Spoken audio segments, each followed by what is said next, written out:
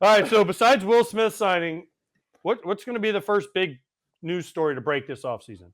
I think it's going to be some of these managerial hires, right? I know Craig Counsell is making the rounds, and I look at that, and Kratzy, from being in Milwaukee, that's a guy that I consider one of the best managers in the big leagues, and there's some opportunities out there for him where you can get wined and dine, you can talk to different teams, and I was doing a radio hit yesterday here in town, and an idea was thrown out there that could make some sense where maybe a team that already has a manager sees that Craig Counsell is not only available, but making the rounds.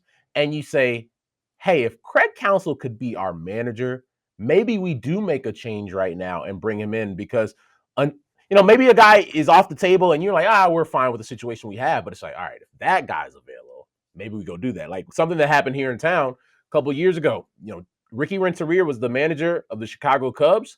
All of a sudden, Joe Madden's available, and they say, Ricky, we appreciate your services and everything you've done, but if we can get Joe Madden here to Chicago, we're going to do that. Rest was history. So I think Craig Counsell's decision is one that I'm really interested to see. And then with player transactions, it's always weird because I think we've gone in the last decade from guys signing into November into the winter meetings and around Christmas to now. I don't think things are even going to get going until the winter meetings and then a little bit after. I think the one that I'm really interested in is seeing what the Padres do with Juan Soto, right? If they ride it out, if they trade him and move him, and who that team is. Because I think there's a lot of teams out there that could use a big-time superstar bat. And who is that team that ponies up? So just what you're saying, you're telling me you live in the city of Chicago. The White Sox could be coming with arms wide open. Yes, you can get Craig Counsell. Pedro Grifol is gone. Hey, listen, I don't think that was happening, Kratzy. I don't think they should, because if you have a manager of his caliber available, you 100% should. I don't think that one's happening. They already announced that Grifol is back for the White Sox anyway. And when a front office... Here's my thing, Scott. Like the Padres said that Bob Melvin was coming back too. So I don't always take what front Russ, you just stole my joke. That's where I was going, obviously. I was like, anything a front office member says about their manager is obviously exactly what's going to happen. Right. Like, vote of confidence. No, I don't think that's gonna happen here in town. One thing that could happen, like I know the idea of Juan Soto to the Cubs has been floated. It makes sense from the idea that the Cubs haven't had that superstar type of player. It's a team that has money to spend, and I know Soto would be looking for an extension. Will it happen? I don't know. I really don't know what the Cubs want to do in terms of additions, but it would kind of go in that trajectory that they're looking for. Like they made a lot of strides this year, didn't obviously get where they wanted to go, but it feels like they need that aircraft carrier. They need that guy that kind of, lifts the rest of that lineup. Pete Alonso was a guy that was thrown out there a couple of months back. So I can see it like as being a viable option for them. I just don't know if the Cubs pull the trigger on that. Yeah, that's a good one. And then going back to what you were saying about Counsell and the manager situation, I think we can tie this back to the World Series. Do you know who the highest paid manager was from 2017 to 2019? Does anyone know? Any guesses? Highest paid. 2019 was Madden. 2017 to 2019 was Bruce Bochy, $6 million a year. Bruce Bochy. And then obviously he took a few years off and comes back. I don't know what his current salary is. I'm sure it's probably not necessarily at that level, but it's probably a hefty sum.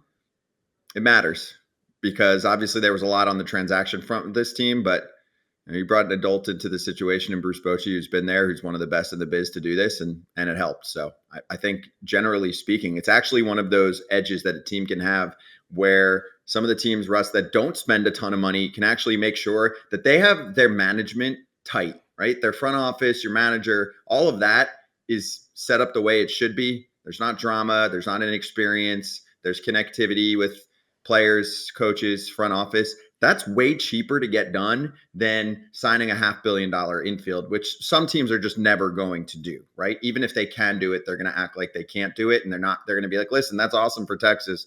Wish we could do that. We could never do that. And that's why, there's a lot of jealousy with the Padres, a lot of people that were rooting against them this year because they're like small market team. It's making us look bad. But I think managers, that easy position where you can be like, all right, I think we overcorrected here or whatever you want to call it. We went way too far the other way where we're trying to pay managers 6 figures and they're managing a bunch of dudes that are making so much more money than them. And they're very valuable parts of the team. So for me, that's where I think any team should be in the mix, because if you think about it, it's like it's not even the cost of a number 5 starter. I mean, it's like half the cost of a number 5 starter to get the top manager in the biz.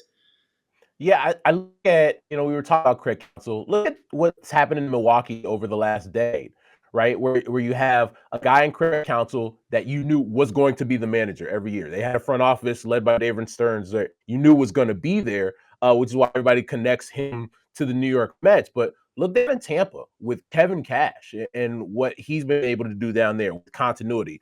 Look at Torey Lovello, right? A guy who was in Arizona the last time they were in the postseason in 2017.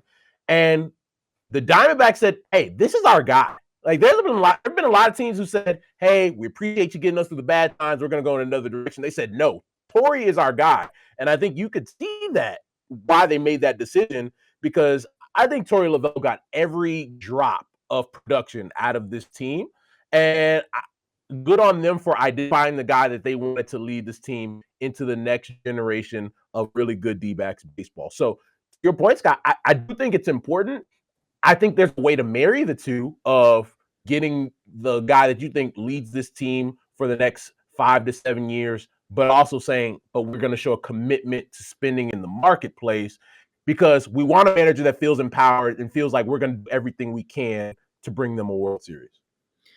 So I've read all about, and I didn't realize this, Mike Hazen being insanely superstitious. Like there's times where he's like sitting in a bathroom with music on during the 9th inning because he doesn't want to watch. And he's got all kinds of things that he thinks affects the way the game plays out. How does he not sign Will Smith? I think now that everybody knows about the Will Smith thing, I think it's a good offseason to be Will Smith. I'll tell you that right now. Right? You're gonna have all the big boys in there. You're gonna have teams like the D-backs in there. The Phillies gonna be like, well, shoot, if we had a Will Smith, maybe we would have won Game 7. So it's a good winner to be Will Smith.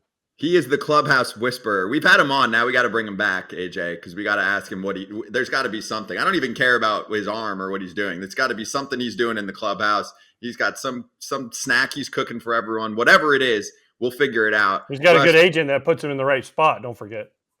Yeah, who's that?